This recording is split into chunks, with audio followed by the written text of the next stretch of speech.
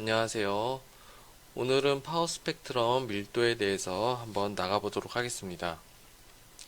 이 파워 스펙트럼 밀도라는 것은 개념적으로 좀 정확하게 알아야지 현업에서 활용할 수 있기 때문에 이론과 실습으로 약 2주, 두 차례에 거쳐서 강의를 좀 한번 만들어 봤습니다.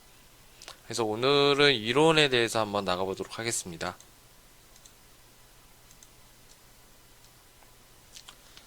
자, 먼저 서론을 말씀드리면은, 자, 신호라고 하는 것은, 여러 가지 분류 방법이 있겠지만, 크게 두 가지 분류로 또 나눌 수가 있습니다. 그래서 첫 번째는 확정 신호라고 해서, 이 확정 신호라고 하는 것은, 주기가 결정이 되어 있는 겁니다. 주기가 딱 결정이 되어 있어요. 자, 예를 들자면 크게 두 가지를 볼 수가 있는데, 자, 주기 신호라고 해서 피리오딕 시그널. 이것은 이제 뭐냐면은 주기가 일정한 신호죠. 그렇죠? 그래서 흔히 말하는 정연파. 정연파는 이제 결국에는 이제 사인 코사인을 얘기를 하는 겁니다. 사인과 코사인 이런 것을 정연파라고 얘기를 하는데 이 정연파 같은 경우에는 주기가 일정한 신호고 주파수가 일정하죠. 주파수가 일정한 거. 그래서 뭐 하나든 아니면은 복합적이든 그래서 여러 개가 겹쳐 있던 어떤 정해져 있는 것을 우리가 주기 신호라고 얘기를 하고요. 자, non-periodic 시그널이라고 해서 주기가 없는 신호.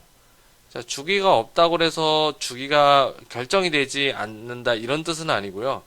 주기가 없는 신호는 지난 시간에 말씀드렸던 것처럼 주기가 무한대인 신호를 얘기하는 겁니다. 그래서 주기가 무한대로 결정이 되어 있는 신호, 이 신호는 비주기 신호이면서도 확정 신호라고 볼 수가 있습니다. 그래서 측정 시간에 상관없이 확정 신호 같은 경우에를 이제 풀이 변화를 하게 되면은 주기와 진폭이 일정하게 나타납니다. 그래서 주기라고 하는 것은 이제 주파수와 연관이죠. 그렇죠? 그래서 주파수는 반드시 일정하게 나오게 되겠고요. 진폭 같은 경우에도 마찬가지로 이 시그널의 크기를 얘기하는 거죠. 이 시그널의 크기도 일정하게 나타난다 라는 것이 바로 확정 신호가 되겠습니다. 자, 그런데 주기가 결정되어 있지 않는 신호를 우리가 비확정 신호라고 하고요. 가장 큰 예가 바로 랜덤 진동입니다. 랜덤 신호. 그래서 일정한 반복 패턴이 없는 신호. 그래서 주기도 일정하지 않고 진폭도 일정하지 않습니다. 굉장히 일정하지 않는 이런 신호를 비확정 신호라고 얘기를 하고요. 가장 대표적인 게 바로 랜덤 신호입니다. 랜덤 신호. 자, 이 랜덤 신호는 이제 자연현상에서 어떻게 발생이 되냐면은 바람 같은 경우 혹은 지진, 그 다음에 화이트 노이즈, 파도, 폭포 소리, 파도 소리 이런 등등을 우리가 랜덤 신호에서 좀 볼 수가 있고요. 이 비확정 신호를 풀이에 변환하면은 말씀드렸던 대로 주기가 일정하지 않고 진폭이 일정하지 않기 때문에 타임 스텝별로 끊어질 때마다 주파수 분석 결과가 달라집니다. 즉 뭐냐면은 어떤 신호가 있어요. 예를 들자면 이런 어떤 이게 랜덤 진동 신호가 있으면은 내가 이게 무슨 뜻이냐면은 자, 구간 1이라고 해보고 요게 이제 시간 축입니다. 이게 XT라고 하면은 구간 1, 이렇게 구간 2, 어떤 이 구간은 이제 구간 3이라고 했을 때 구간을 어떻게 나누냐에 따라서 이 결과값이 계속 달라진다라는 겁니다. 확정 신호는 이 구간에 상관없이 일정한 주기와 진폭을 갖는 데 반해서 비확정 신호는 구간에 따라서 FFT 결과가 달라진다라는 겁니다. 즉 무슨 뜻인 거냐면은 주기도 달라지고요. 진폭도 달라지고. 당연한 결과가 되겠죠. 그렇죠? 그래서 이러한 신호를 비확정 신호, 랜덤 진동이라고 얘기를 합니다. 그래서 이 랜덤 진동은 랜덤 신호는 결국에는 분석이 안 되냐? 그렇지는 않습니다. 그래서 어떻게 분석을 해야 되냐면은 평균을 내준다. 그래서 이것을 어떤 조건이라고 얘기를 하냐면은 통계적인 접근이 필요하다. 이렇게 얘기를 하는 겁니다. 그래서 통계적인 접근이 요구가 포함을 해서 주파수 분석을 하는 방법 자체가 오늘 배우는 파워 스펙트럼 밀도입니다. 그래서 이 파워 스펙트럼 밀도를 정확한 개념을 알고 있으면은 이 주파수 분석을 할 때 굉장히 용이한 어떤 임의의 신호를 가지고도 다 분석이 가능한 그런 방법이라고 보시면 될 것 같습니다. 자, 그러면 통계적인 접근이 뭐냐? 자, 통계적인 접근을 알기 전에 이제 통계적인 함수에 대해서 한번 알아보도록 하겠습니다. 자, 그래서 통계적인 함수라고 하는 것은 영어로 스토카스틱 펑션이라고 얘기를 하는 거고요. 시간에 대해서 한 값으로 정해져 있지 않는 주기와 진폭이 계속 바뀌는 그런 진동을 이제 통계적인 함수라고 얘기를 하고요. 가장 대표적인 예가 아까도 말씀드렸던 것처럼 랜덤 신호라고 보시면 될 것 같습니다. 자, 그래서 아래에 있는 이 빨간색, 이 X 토탈이라고 되어 있는데요. 이 X 토탈의 이제 빨간 신호가 바로 랜덤 신호라고 보시면 될 것 같고요. 자, 랜덤 신호를 이거 분석을 할 때 아까처럼 구간 1, 뭐 구간 2, 뭐 이런 식으로 이렇게 샘플을 구간을 뽑을 수가 있죠. 그래서 이 한 구간을 뭐라고 그러냐면은 샘플이라고 정의를 합니다. 샘플. 그래서 샘플, 첫 번째 샘플 요렇게 정의를 할 수가 있겠고요. 그다음 두 번째 샘플, 뭐 예를 들자면 뭐 세 번째 샘플 이런 식으로요. 그래서 이 샘플별로 이렇게 뽑아서 이게 신호를 보게 되면은 자, 샘플 1번을 한번 뽑아봤을 때 타임 시그널로 이게 t를 봤을 때 자, x1 요런 주기는 이런 주기를 갖겠죠, 모양이. 그렇죠?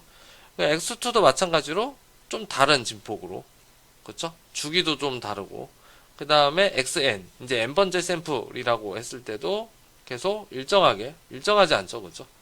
그래서 해당되는 것을 이제 평균을 내게 되면은 아마 이 평균 값이 크게 달라지게 됩니다. 그래서 이런 어떤 이제 샘플의 어떤 특성을 가지고도 이제 일정하지가 않는다라는 거고, 그 다음에 이 샘플이라고 하는 것도 이제 어떤 길이를 결정해야 되는데 그 길이를 우리가 t라고 한번 해볼게요. 이건 주기가 아니고 길이입니다. 길이. 이게 샘플을 뽑는 길이. 그래서 같은 샘플을 뽑더라도 일정한 어떤 시간, 이 시점이라고 한번 해볼게요. 자, 그래서 t0라고 하는 요 시점들의 함수값을 한번 비교해 봤을 때 이 함수값도 마찬가지로 샘플에 따라서 다 달라지죠. 그렇죠? 그래서 t0의 데이터 값도 역시 일정하지 않다. 이런 겁니다. 자, 즉, 이 뜻은 무슨 뜻인 거냐면은 샘플들의 주파수 데이터가 일정하지 않는다. 그래서 어느 확정적인 게 없기 때문에 이것들을 어떻게 해주냐면은 통계적으로 접근한다라는 겁니다. 그래서 어떻게 해주냐면은 샘플 1의 주파수 결과, 샘플 2의 주파수 결과, 샘플 n번째의 주파수 결과를 어떻게 주냐면은 평균을 내준다. 그래서 그 평균을 내주는 방법이 바로 통계적인 접근이다 라고 보시면 될 것 같습니다. 자, 그래서 이 통계를 이제 규정하는 요 값에 대해서 한번 보는데, 이 통계를 규정하는 값은 여러분들이 이미 알고 있는 어떤 데이터라고 보시면 될 것 같습니다. 그래서 자, 요 빨간색 데이터가 한 샘플, 첫 번째 샘플이라고 한번 해볼게요. 자, 이 첫 번째에 있는 샘플을 어떻게 또 통계적으로 접근할 수가 있냐면은 평균을 내줄 수가 있겠죠. 그렇죠? 자, 그래서 인테그랄 0에서부터 t까지 xt dt이고, 이 0에서부터 t라고 하는 것은 사실은 이건 샘플이지만은 이 t를 무한대로 하면은 전체의 신호를 다 평균을 해줄 수가 있겠죠. 그래서 t를 이제 무한대로 해줄 수가 있습니다. 그래서 t분의 1 이렇게 해주고, 그러면 이 전체 데이터에 뭐가 되냐면은 바로 평균이 되겠죠. 그래서 그것을 이제 x바라고 한번 해보겠습니다. 그래서 민 밸류라고 얘기를 하고요. 자, 그리고 이렇게 평균을 내줄 수가 있겠고, 그 다음에 요 신호는 지금 전부 다 양수지만은 양수 음수가 번갈아 가 있는 신호도 있죠. 그래서 양수 음수가 번갈아 가 있는 신호는 어떻게 해주냐면은 절대값을 내주는 방법도 있겠지만은 절대값이 계산이 굉장히 까다롭습니다. 그렇기 때문에 깔끔하게 그냥 제곱을 해준다라는 거죠. 그래서 제곱 평균. 그래서 이것을 뭐라 그러냐면은 민 스퀘어 밸류라고 얘기를 합니다. 그래서 그냥 평균의 함수값에 제곱을 해주는, 그러면은 x의 ms, 민 스퀘어의 약자입니다. 그래서 ms 이렇게 나타낼 수도 있겠고요. 자, 위에 있는 이 x라는 데이터가 미터라고만 해볼게요. 미터. 그럼 평균도 미터가 되겠고요. 자, 근데 제곱을 해주면은 미터 스퀘어가 되죠. 그렇죠? 자, 그래서 이런 값을 다시 또 통일시켜주기 위해서 어떻게 해주냐? 루트를 씌워주면은 다시 또 미터가 되겠죠. 그래서 평균 제곱값에 루트를 씌워주는 값이 바로 루트 민 스퀘어가 되는 겁니다.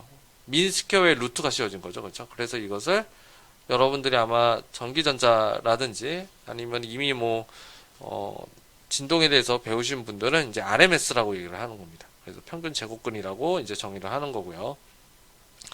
자, 그런데 평균 제곱근도 마찬가지로 뭐냐면은 어떤 일정 구간에 값이 하나밖에 안 나와 있는 겁니다. 그래서 이러한 데이터로는 어떻게 해주냐면은 주파수 분석이 불가능하죠. 그래서 상수기 때문에요. 상수를 주파수 분석하는 경우는 없기 때문에 주파수 분석이 되려면은 이런 시간 어떤 축으로 결정이 돼야 되겠죠. 그렇죠? 그래서 이 시간축을 좀 대변해주기 위해서 어떤 개념을 도입하냐면은 바로 자기상관성 함수라는 이런 개념을 도입하게 되는 겁니다. 자, 그래서 영어로는 오토 코릴레이션 펑션이라고 얘기를 하고요. 자, 자기상관 함수는 이제 어떻게 이제 얘기를 해주냐면은, 자, 물리적으로 어떤 의미냐면은 신호 XT가 얼마나 빨리 변화하는지 나타내는 척도입니다. 자, 그래서 자기상관 함수가 굉장히 커지면은 빨리 변한다라는 거고요. 관련성이 있다라는 겁니다. 관련성. 빨리 변하는지 혹은 관련성이라는 얘기도 좀 얘기를 해줄 수가 있습니다. 관련성. 자, 그래서 자기상관성은 어떤 거냐면은, 자, XT와 평균이 아니고요. 이게 제곱이 아니고요. XT와 원래는 타우가 이제 제로면은 바로 평균 제곱값이 되겠죠. 자, XT와 XT 플러스 타우. 이 시간차를 주는 겁니다. 시간차. 자, 즉 무슨 뜻이냐면은 요 값과 이 시간차를 준 요 타우만큼 준 요 값을 어떻게 주냐면 두 개를 곱해줘서 적분해주고 그 다음에 t로 나눠주고 평균. 그래서 이 시간차를 이용해가지고 이 시간차의 함수로 만들어주는 결과. 그래서 이것을 우리가 자기상관성 함수라고 얘기를 하고요. 만약에 이제 시간차가 0이면은 아까도 말씀드렸던 대로 평균 제곱 값이 되는 거죠. 그렇죠? 그래서 평균 제곱 값이 되고 이제 타우가 있으면은 그 타우 이 현재 있는 신호와 이 타우만큼 떨어져 있는 신호가 관련성이 있는지를 나타내는 신호가 바로 자기상관성 함수라고 정의를 합니다. 자, 그래서 여기 이제 앞에 있는 신호는 X, 뒤에 있는 신호도 X죠. 그래서 같은 신호끼리의 관계를 아는 방법이 바로 자기상관성이다. 그래서 이 X와 이 X가 또 달라질 수가 있습니다. 이제 달라지게 되면 이제 크로스 코릴레이션 펑션이라고 그래서 이제 자기상관성이 아니고 이제 상호상관성이라고 얘기를 합니다. 상호상관성, 크로스 코릴레이션이라고 얘기를 합니다. 자, 그래서 통계적인 함수를 또 분류를 하는 방법이 있습니다. 그래서 모든 어떤 함수를 전부 다 이렇게 주파수 변환이 가능한 건 아니고 거고요. 그래서 다음과 같은 조건을 좀 만족시켜주면은 주파수 분석이 좀 용이하다라고 보시면 될 것 같습니다. 그래서 어떤 조건이 있냐면은 이제 참고로 알아두시면 될 것 같은데, 자, 안정적인 함수, 스테이셔너리 펑션이라고 얘기를 하고요. 균일 함수, 이제 엘고딕이라고 얘기를 하거든요. 엘고딕 펑션이라고 얘기를 합니다. 자, 안정적인 함수는 어떤 거냐면은 어떤 샘플을 끊던지 간에 평균이 일정한 거. 즉 이게 어떤 뜻인 거냐면은 이제 자기상관성으로 따져주면은 어떤 자기상관성 함수든지 샘플입니다. 이게 샘플. 그 각 샘플별로의 자기상관성 함수에 특정 시간차별로 값이 다 일정한 것을 안정적인 함수라고 얘기를 합니다. 자, 이 뜻은 즉 무슨 뜻인 거냐면은 그 해당되는 샘플의 평균이 같다라는 겁니다. 평균이 어느 시간에도 동일하다라고 하는 것을 우리가 안정적인 함수라고 얘기를 하고요. 자, 균일 함수는 어떤 거냐면은 자, 샘플들의 평균입니다. 샘플들의 평균. 어떤 샘플들의 평균이더라도 다 같은 거. 한 샘플의 평균이랑 그 나머지 모든 샘플들의 평균의 평균이 같은 것을 우리가 균일 함수라고 얘기를 합니다. 자, 이 즉 무슨 뜻인 거냐면은 자기상관성 함수라고 하는 것은 다른 샘플들의 자기상관성 함수의 평균을 내준 것과 같다. 그렇기 때문에 이 평균이 가능하기 때문에 나중에도 보시면 알겠지만은 파워 스펙트럼 밀도를 할 때 평균을 내주는 방법이 있습니다. 평균을 내주는 결과. 그 평균을 내주는 결과가 결국에는 하나의 샘플의 자기상관함수와 같다. 그래서 이 조건을 균일함수라고 얘기를 합니다.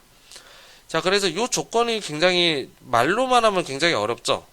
자, 말로만 하면 굉장히 어려운데, 자, 다행스러운 거는 뭐냐면은 공학에서 다루는 대부분의 통계, 그러니까 모든 통계는 아닙니다. 그래서 대부분의 통계적인 데이터는 안정적 균일함수입니다. 안정적 균일함수. 그리고 불안정하거나 불균일하더라도 신호 분석이라고 하는 것은 안정적 균일함수라고 가정을 하고 뭐를 계산해 주냐면은 파워 스펙트럼 밀도를 계산해 줍니다. 물론 불안정적이고 불균일 함수를 파워 스펙트럼 밀도로 분석하면 오차는 있겠죠. 오차는 있겠지만은 대부분의 통계 데이터 자체, 공학에서 나오는 대부분의 통계 데이터는 이러한 어떤 성질을 갖는다라고 가정을 하고 신호 분석을 한다라고 보시면 될 것 같습니다. 자, 그럼 한번 보도록 할게요. 다음 페이지. 자, 이제 다음 페이지가 뭐냐면 이제 랜덤 함수가 되겠습니다. 이제 대표적인 통계적인 함수가 되겠죠. 자, 그래서 이론적으로는 뭐냐면은 랜덤 신호라고 하는 것은 모든 주파수 성분을 포함하고 있는 신호를 뜻합니다. 물론 이제 주파수 성분이 계속 바뀌는 거죠. 그래서 평균을 계속 일정하게 해줘야지 모든 주파수 성분이 굉장히 다 모든 값을 갖는다. 그래서 이런 어떤 신호를 얘기를 하는 거고요. 자, 그래서 어쿠스틱에서는 어떻게 하냐면 이거를 이제 화이트 노이즈라고 얘기를 합니다. 그래서 직접 들어보시면 파도 소리처럼 이렇게 아니면은 그 TV가 마지막에 이제 종료가 되는 그런 어떤 신호처럼 그렇게 이제 그 소리를 이제 보시면 될 것 같고요. 자, 매틀랩에서는 랜드 n이라는 함수가 있습니다. 자, 랜드 n이라는 함수를 나중에 평균을 한번 해보시면은 거의 0이 나옵니다. 거의 0이 나오고 그 다음에 RMS 값이 1. 이 결국에는 이제 분산이라고 보시면 돼요. 통계적인 접근에서는 분산이 1인 어떤 거냐면 난수입니다. 난수.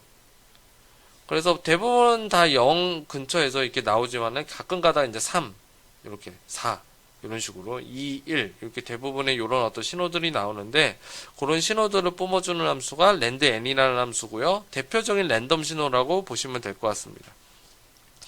자, 매틀랩 코드로 생성하는 건 간단해요. 그래서 DT, 요게 이제 샘플링 타임이었죠. 샘플링 타임과 그 다음에 T 맥스 값, 이제 시간 최대 값을 이제 T의 도메인이라고 하면은 T의 도메인의 개수만큼 랜드 n을 생성해주는 명령어라고 보시면 되겠습니다. 그래서 행결의 크기를 입력해주면 돼요. 1 곱하기 length t라고 하는 것은 이제 각 시간의 크기별로 랜드 n이라는 함수를 이제 랜드 n의 값, 난수를 뱉어준다라는 그런 명령어가 되겠죠. 자, 그래서 이 상태를 한번 보면은, 자, 여기서 샘플링 타임, 샘플링 주파수는 뭐냐면은, 델타 t의 역수죠. 그렇죠. 그래서 1000Hz가 되는 거고요. 자, 그래서 이 신호 분석을 하면은, 다시 또 0에서부터 1000Hz까지 나오지만은, 지난 시간에 배웠던 것처럼 컷오프 주파수라는 것은 그 이상으로는 신뢰할 수 없다라고 보시면 되겠죠. 그래서 그 컷오프 주파수라고 하는 것은 뭐냐면은 샘플링 주파수의 절반 값이다. 이렇게 되죠.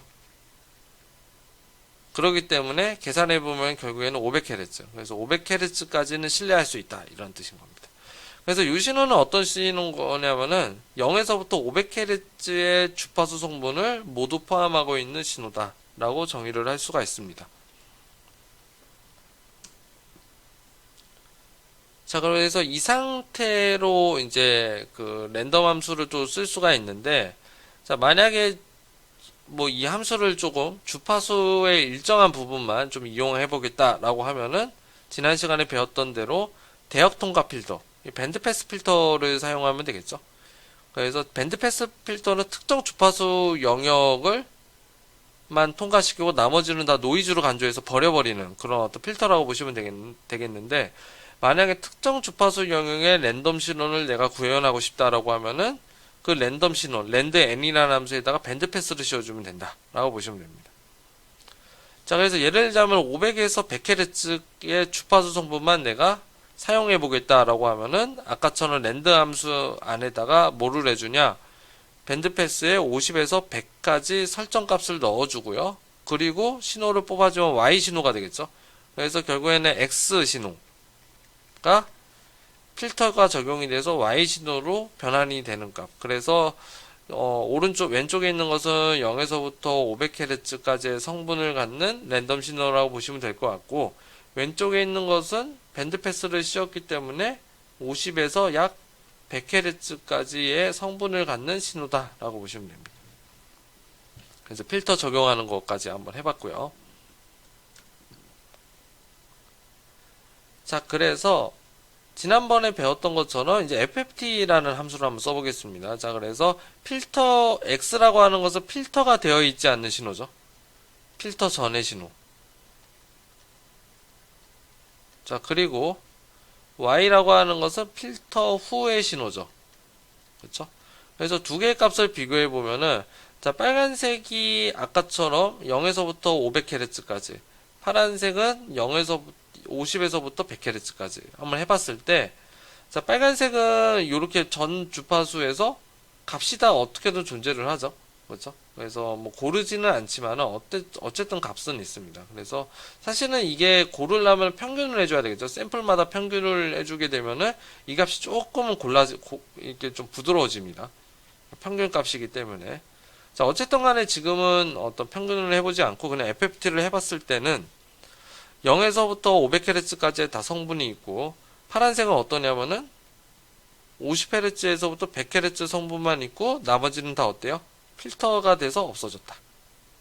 그래서 이게 이제 필터를 적용하는 그런 방법이 되겠습니다. 그래서 이렇게 한번 보시면 될 것 같고요. 자, 그래서 아까도 눈치채셨던 것처럼, 자, 랜덤 신호를 분석할 때 그냥 FFT 함수를 사용하게 되면은 문제점이 발생하게 됩니다. 즉 FFT가 문제가 되는 게 아니고 이 주파수 분석하는 방법이 좀 잘못된 거예요. 그래서 FFT 잘못됐다기보다는 좀 적용이 좀 그죠? 잘못된 거죠. 적용이 잘못된 거죠. 그죠? 자, 그래서 FFT라고 하는 것은 사실은 어떤 거냐면 주기적인 신호를 분석하는 데 적합합니다. 주기적인 신호. 혹은 비주기적이더라도 어떤 거냐? 확정 신호. 신호가 확정이 되어야지 분석이 가능하다. 그래서 그걸 이제 FFT 함수라고 보시면 되는데, 다음처럼 균일하지 않는, 그렇죠? 주기가 일정하지 않고 계속 변하고 진폭이 계속 변하는 이런 신호는 FFT 함수가 적합하지 않다라는 겁니다. 자, 아까도 노이즈가 좀 있었지만 지금도 한번 해보면은, 자, 진폭이 5인 랜덤 함수를 한번 해볼게요. 진폭이 5입니다. 자, 이것을 FFT를 하게 되면은 역시 일정해야 되는데, 자, 중간중간 확대를 해보면은 거의 0에 가깝죠. 10Hz에 가까운 값, 그 다음에 30Hz 조금 적은 약간 29Hz에 있는 요런 값들. 요런 값들을 자세히 보시면은 거의 0에 가깝습니다. 그래서 자, 이런 것들을 해결하려면은 FFT를 한 번 더 다시 해주면 어떻게 되겠어요? 이게 또 올라가겠죠. 그렇죠? 올라가지만은 뭐 이런 식으로 올라갔다라고 하지만 또 어떤 신호에서는 다시 또 0이 되는 요런. 그렇다고 눌러줄 때마다 달라지는 이 값을 누를 때마다 분석을 다시 할 수는 없죠. 그렇죠? 자, 그럼 랜덤 함수는 분석이 안 되는 거냐? 그렇지는 않습니다. 자, 그래서 이런 어떤 0에 가까운 요런 확률 문제죠. 그렇죠? 실행할 때마다 요런 어떤 위치들이 달라지는 이런 것을 해결하기 위해서 어떤 개념을 쓰냐? 그래서 파워 스펙트럼 밀도라는 개념을 쓰는 겁니다. 그래서 이런 확률 문제를 해결하는 방법이 바로 PSD다. 그래서 파워 스펙트럼 덴시티다 라고 보시면 될 것 같습니다.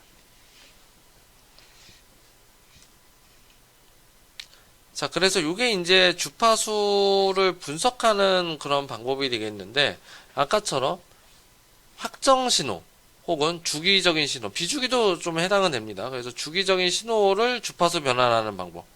그래서 결국에는 시간 데이터를 FFT를 하게 되면은 라지 X에 이제 스몰 f 써도 되고, 아니면 오메가를 쓰셔도 됩니다. 상관없습니다. 그래서 시간 데이터의 미터, 어떤 변이 신호가 있으면은 주파수 도메인의 변이 신호로 바뀐다. 요게 이제 FFT 결과라고 보시면 되겠죠. 그렇죠? 자, 근데 랜덤 신호는 아까도 봤었던 것처럼 이 상황에서 노이즈가 발생을 하게 됩니다. 그래서 주기적인 신호는 거의 노이즈가 없었죠. 지난 시간에 했었던 것처럼. 그렇지만은 랜덤 신호는 아까처럼 노이즈가 발생을 하기 때문에 어떻게 해주냐면은 랜덤 신호의 주파수 변환 방법이 있습니다. 그게 이제 PSD, 아까 파워 스펙트럼 덴시티를 이용하는 방법이 되겠고요. 자, 사실은 이 방법이 뭐냐면은 진동 측정 잡이에 다 사용이 되는 겁니다. 자, 그래서 결론은 어떻게 해주냐. 자, 시간 신호를 어떻게 해주냐면 그냥 FFT를 해주는 게 아니고 시간의 평균을 내줘요. 그게 뭐냐면은 비주기 합성곱입니다. 비주기 합성곱. 그래서 비주기 합성곱을 하게 되면은 자기상관함수. 아까 자기상관함수 식 보이셨죠? 그렇죠? 그래서 아까 식이 제가 기억이 안 나지만은 리미트 t가 무한대로 갈 때 t분의 1에 인테그랄의 0에서부터 타우까지 xt의 xt 플러스 타우 dt 이렇게 되는 거죠. 그래야 이제 타우가 사니까요. 그래서 요게 이제 자기상관함수. 그래서 타우에 대한 식으로 만들어주고 이 타우에 대한 식의 단위를 한번 살펴보면 요게 미터 제곱입니다. 왜냐하면 제곱 평균 값이랑 똑같죠. 그렇죠? 타우의 차이만 있기 때문에. 자, 그래서 이 값을 FFT를 하게 되면은 비로소 뭐가 되냐? 파워 스펙트럼 덴시티가 된다라는 겁니다. 그리고 이 신호를 FFT를 하게 되면은 자, 시간차 데이터가 주파수 데이터로 바뀌기는 하는데 자, 여기서 자세히 보시면은 알겠지만은 단위가 조금 다릅니다. 단위가 미터 제곱은 맞지만은 퍼 헤르츠. 헤르츠별 미터 제곱이라는 단위가 생깁니다. 자, 그런데 미터 제곱 퍼 헤르츠라고 하는 것, 이 퍼 헤르츠. 그렇죠? 헤르츠를 나눠주는 요 값. 자, 요 값이 되게 생소하죠. 그렇죠? 자, 요 값을 없애주려면은, 자, 요게 이제 이산신호 어떤 개념이기 때문에, 자, 이 개념 자체를 어떻게 해주냐면은, 데이터별로 df를 곱해줘야 됩니다. 그럼 요게 헤르츠를 곱해주는 거잖아요. 그렇죠? 그래서 헤르츠와 퍼 헤르츠를 소거가 되기 때문에, 뭐가 되냐? 미터 제곱이 되는데, 요게 주파수 데이터예요. 그래서 아까는 헤르츠별 밀도 약간 이런 느낌인데 지금은 데이터별로 주파수 간격을 곱했기 때문에 미터 제곱이 돼서 요거를 뭐라 그러냐면은 파워 스펙트럼이라고 얘기를 합니다. 아까는 파워 스펙트럼 밀도, 요거는 이제 퍼 헤르츠를 의미를 하는 거고요. 파워 스펙트럼은 퍼 헤르츠를 데이터별로 다 없애버렸기 때문에 그냥 PS가 되는 겁니다. 파워 스펙트럼이 되는 거예요. 그래서 파워 스펙트럼을 어떻게 해주냐, 이거를 로그 함수를 취하게 되면은, 이 로그 함수를 취하게 되면은 10의 로그 10, 요게 이제 기본이거든요. 그리고 여기에다가 이제 레퍼런스 값을 적용하게 되면은 그 값이 dB가 됩니다. 그래서 오늘은 dB까지는 나가지는 않을 거고요. 오늘은 이 파워 스펙트럼 밀도를 나가보고, 이 파워 스펙트럼 밀도를 이제 아마 다다음 시간에 파워 스펙트럼을 변환하는 방법. 파워 스펙트럼을 다시 또 dB로 변환하는 거. 그래서 요 세 가지를 우리가 다 개념을 알고 있으면은 주파수를 분석을 하거나 할 때는 좀 헷갈리지는 않습니다. 그래서 요 개념을 좀 잘 정립을 해가야 될 것 같습니다. 자, 그럼 상관함수라는 것을 다시 한번 볼게요. 자, 코릴레이션 펑션이라고 얘기를 하고요. 아까 이제 신호, 자기 자신에 있는 신호를 쓰게 되면은 자기 상관성 함수라고 얘기를 했었죠. 그래서 오토 코릴레이션 펑션이라고 얘기를 합니다. 자, 마찬가지로 이 상관함수 자체는 아까처럼 랜덤 함수 같은 경우에 이 신호를 주파수로 변환하게 되면은 역시 노이즈가 발생을 하게 되고 부정확하게 된다. 라는 거예요. 그래서 샘플을 뽑아야 되고, 이 샘플을 어떻게 해주냐, 하나하나 다 뽑아가지고 평균을 해줘야 된다라고 그랬죠. 그렇죠? 그래서 특정 시간 이 t만큼 취득을 해서 그것을 랜덤으로 혹은 주기성 있게 뽑아준다. 그래서 그 뽑아주는 요 하나의 구간을 우리가 샘플이라고 얘기를 하고요. 그래서 그 샘플별로 어떻게 해주냐, 그 샘플들끼리, 이 샘플들끼리의 차이가 바로 타우 차이라고 보시면 돼요. 시간차. 그래서 그 하나의 샘플과 타우만큼 차이가 나는 샘플 두 개를 어떻게 해주냐면은 합성곱입니다. 이게 합성곱을 하게 되면 바로 이게 자기상관성 함수가 된다. 그래서 본인의 자신의 신호기 때문에 그래서 자기상관 함수라고 얘기를 합니다. 자, 그래서 자기상관 함수의 예를 한번 보면은, 자, 단일 주파수 같은 경우에, 자, 진폭이 A고요, 주기가 T인 함수. 그래서 이런 신호는 어떻게 되겠어요? 이게 소리를 한번 들어보면은, 이게 일정한 주파수기 때문에 띵 이런 소리가 느껴지죠, 그렇죠? 자, 그래서 이 신호를 어떻게 해주냐? 아까처럼 자기상관 함수에 이제 대입을 하게 되면은 단위 자체가 여기 미터라고 하면은 이건 미터 제곱이 된다라고 그랬죠. 그리고 A라는 진폭은 2분의 A의 스퀘어. 그래서 루트의 RXX 타우라고 하면은 단위가 어떻게 되냐면은 루트 2분의 A 배가 되죠. 그렇죠? 그래서 어디서 많이 본 것 같지 않나요? 유효값의 정의죠. 그렇죠? 루트 2분의 A. 그렇죠? 그래서 제곱을 해주는 그런 결과에 어떤 성분이 그대로 남아있다라고 보시면 됩니다. 자, 그 다음 밑에 있는 게 바로 화이트 노이즈, 이제 백색 잡은 랜덤 신호인 건데, A의 이제 RMS라고만 해볼게요. 자, 그래서 이 신호는 한번, 귀로 한번 들어보면은,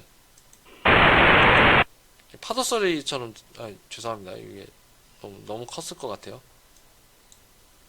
그럼 좀 작게 들려지겠죠? 그렇죠? 이게 이제 공영방송 다 끝날 때 나는 그런 어떤 소리라고 보시면 되겠는데, 자, A의 RMS 값이 뭐 얼추 있다라고 했었을 때, 이 자기상관함수를 하게 되면은, 희한하게도 화이트 노이즈의 정의는 뭐냐면은, 아무리 샘플별로 자기상관함수를 만든다 하더라도, 그 값은 전부 다 0이다. 라는 겁니다. 그리고 타우가 0일 때, 타우가 0이라고 하는 것은 뭐냐면은, 이게 무슨 값이었어요? 그때, 제곱, 평균값이죠. 그래서 제곱 평균은 이제 아래 RMS 스퀘어 이렇게 나온다라고 보시면 되겠죠. 그렇죠? 그래서 요거를 화이트 노이즈의 정의라고도 얘기를 합니다. 그래서 타우가 0일 때만 값을 갖고 나머지는 뭐예요? 0에 가까운 값을 가질 때. 그러니까 상관이 없는 겁니다. 왜냐하면 워낙 랜덤하게 변하기 때문에. 그래서 타우의 함수도 한번 만들어 봤고요. 자, 그래서 나중에도 한번 해보겠지만은, 자, 요거를 어떻게 해주냐. 이 타우만 만들어주는 게 아니고, 이 타우 함수를 주파수로 변화를 할 겁니다. 자, 예상하겠지만은, 이 신호는 뭐예요? 이 신호는 주파수가 일정하죠. 그죠? 일정하기 때문에 어떻게 되냐. 오메가에 대해서 딱 하나만 값만 갖는 그런 결과라고 보시면 될 것 같고, 자, 밑에 있는 것은 어떻게 되냐? 자, 이게 마치 충격함수처럼 뭐예요? 쿵 하고 있었죠. 그렇죠? 그래서 지난 시간에 제가 말씀드렸던 대로, 자, 충격함수는 주파수 분석을 하게 되면은 전주파수 가진이 되죠. 그렇죠? 그래서 파워 스펙트럼 밀도의 결과를 보면은 단일 주파수 같은 경우에는 파워 스펙트럼 밀도도 역시 어떤 특정 F 주기의 역수죠. 주기의 역수의 값의 성분만 있고 나머지는 다 0이 되는데, 화이트 노이즈 같은 경우에는 이론적으로 따지면은 화이트 노이즈를 자기상관함수가 되면 이제 충격함수처럼 이렇게 생기게 되고, 이 충격함수를 FFT를 하게 되면은 모든 주파수에 일정한 것처럼 이렇게 보여진다 라는 그런 개념을 가질 수가 있습니다.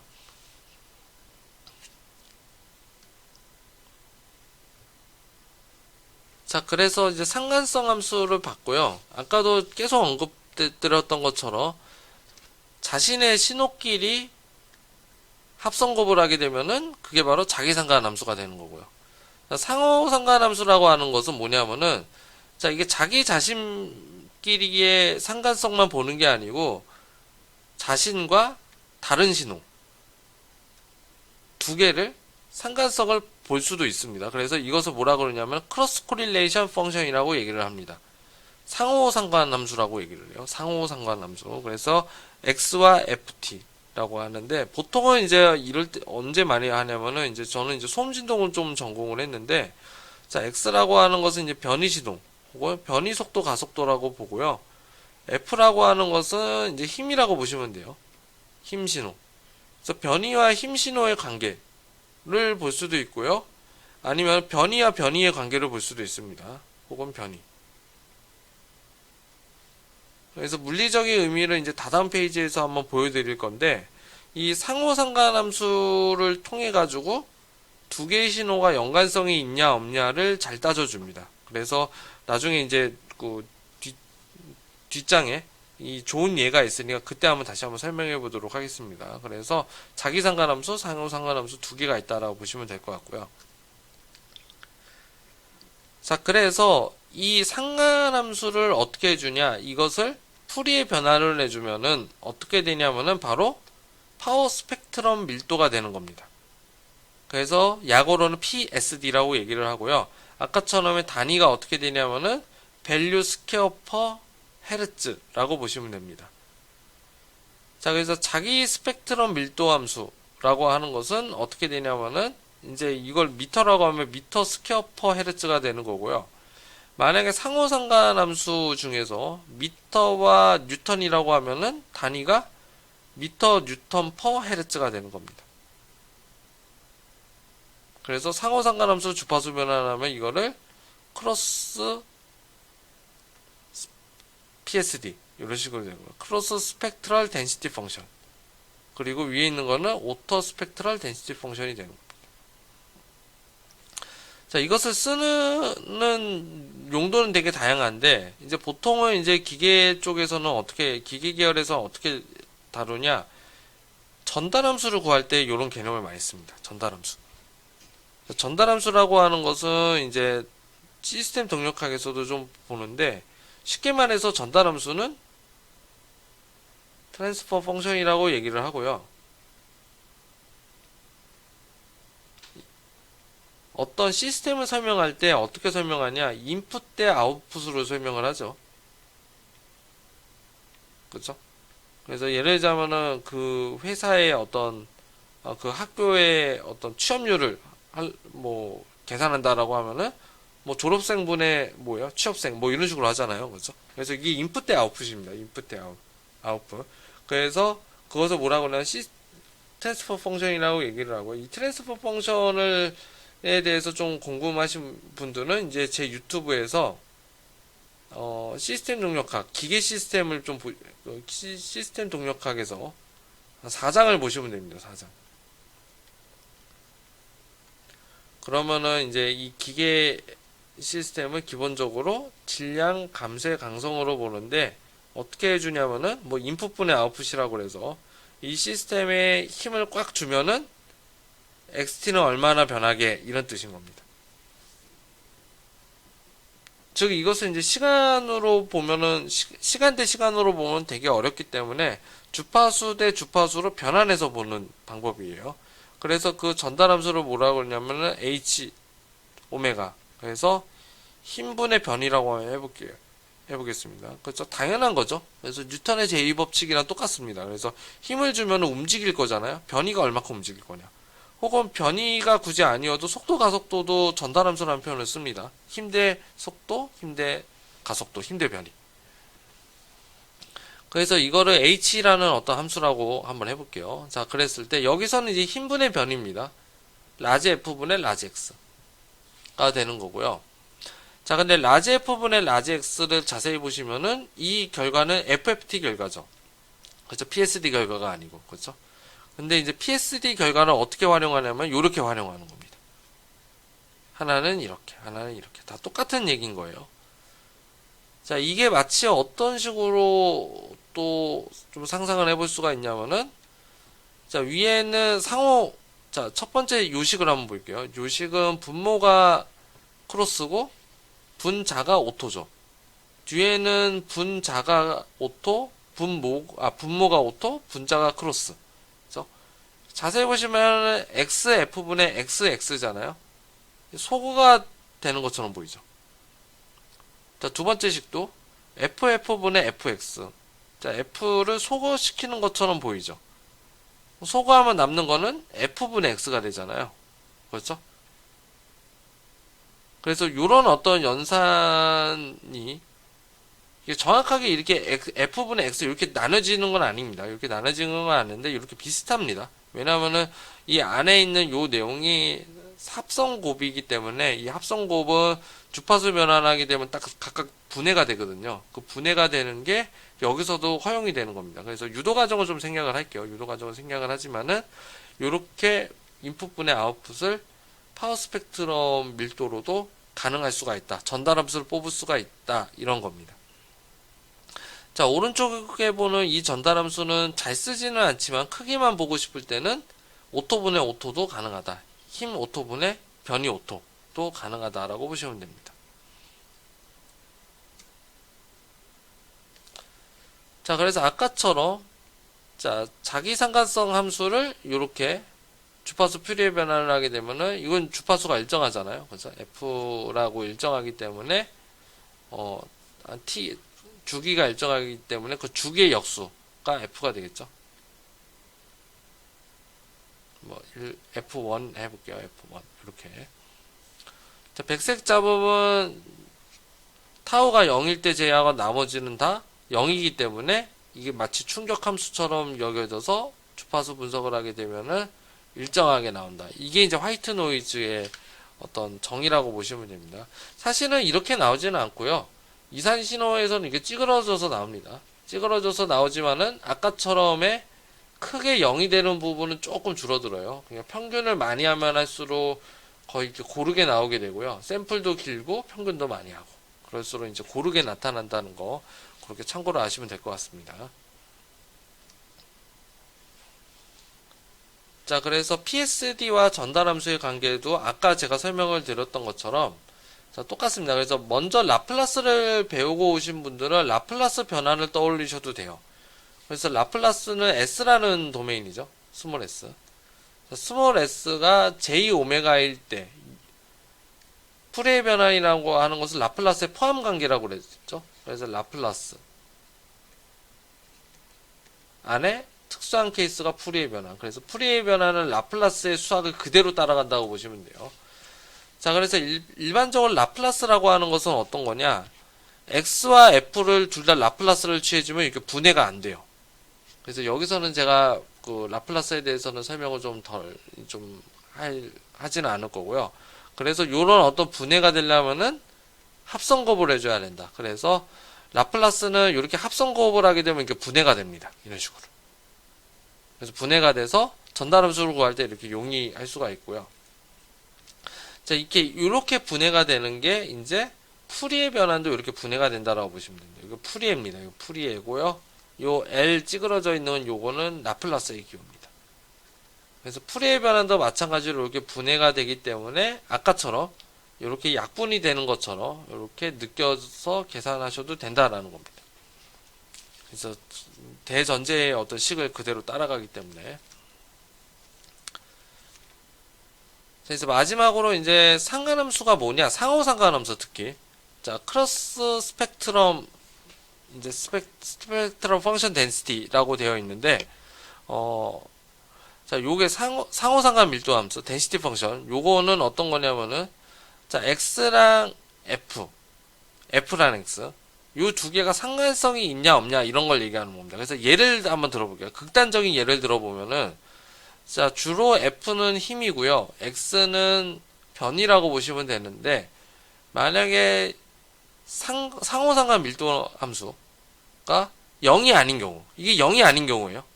0이 아닌 경우는 뭐냐면은 자, 밑에 보시면은 힘을 가하면 어떻게 되겠어요?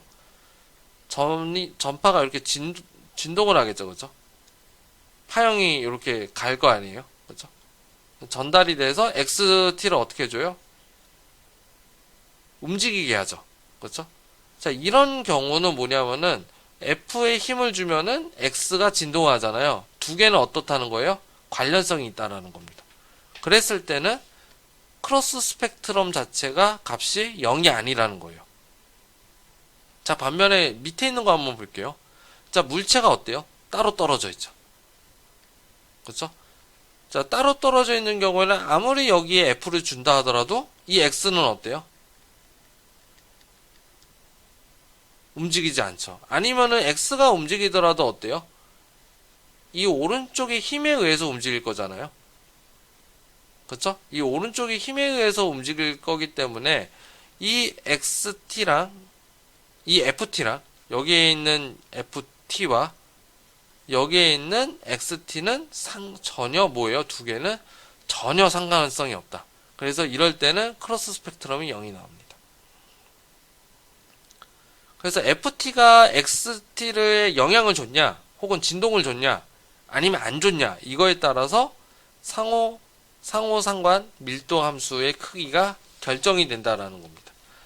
자, 그럼 이건 엄청 극단적인 예고, 자, 이 경우가 어디 많이 쓰냐면은, 예를 들자면은 항공기라고 한번 해볼게요. 항공기라고 한번 해보면은, 엔진이 있습니다. 엔진이 어디 있는지는 모르겠지만은, 후방에 있다라고 한번 해볼게요. 후방에 엔진이 있다라고 한번 해보고, 그 다음에 여기에는 이제 항공기이기 때문에 기체라고 해볼게요. 기체. 자동차는 차체가 되겠죠. 그죠? 바디 프레임이라고 보시면 됩니다. 자, 엔진이 막 돌아갑니다. 엔진이 막 이렇게 돌아가요. 이렇게. 돌아가면은 여기가 다 진동이 되겠죠. 그죠? 그쵸? 자, 그런데 너무 길기 때문에 뭐예요? 여기 감쇄 장치도 있겠고, 어디도 있겠고, 모두 있겠고 하죠. 그랬을 때 이 끄트머리에 승객들이 여기 있다라고 한번 해볼게요. 여기에 가속도를 줬을 때 이 XT와 여기에 있는 엔진에 의한 FT 이거의 상관관계를 볼 수도 있겠죠. 그죠? 근데 너무 멀게 되면 이게 재진이 너무 잘 되면 어떻게 되겠어요? XT는 FT와 전혀 상관없는 함수가 나오겠죠. 그렇죠? 그러면은 오히려 더 값이 낮게 나오겠고, 혹은 0으로 나오는 경우는 없습니다. 왜냐면 여기도 떠는 어떤 그 힘의 소스도 존재를 하겠죠. 그렇게 되면 XT는 올라가지만은 FT와의 서로 상호 상관함수는 0이 될 수가 있다라는 겁니다. 그래서 이런 식을 통해 가지고 이 힘의 근원, 이 힘에 의해서 어떤 것들이 진동을 하냐, 어떤 것들이 소음을 내냐라는 것들을 조금 분석할 수 있는데 좀 활용할 수가 있습니다. 그래서 상호 상관 밀도 함수를 이렇게 한번 정의를 한번 해봤고요. 자, 오늘은 이론을 한번 살펴봤는데 이론 한번 숙지해보면서 다음 시간에 실습을 같이 해보도록 하겠습니다. 네, 긴 시간 동안 수고하셨습니다.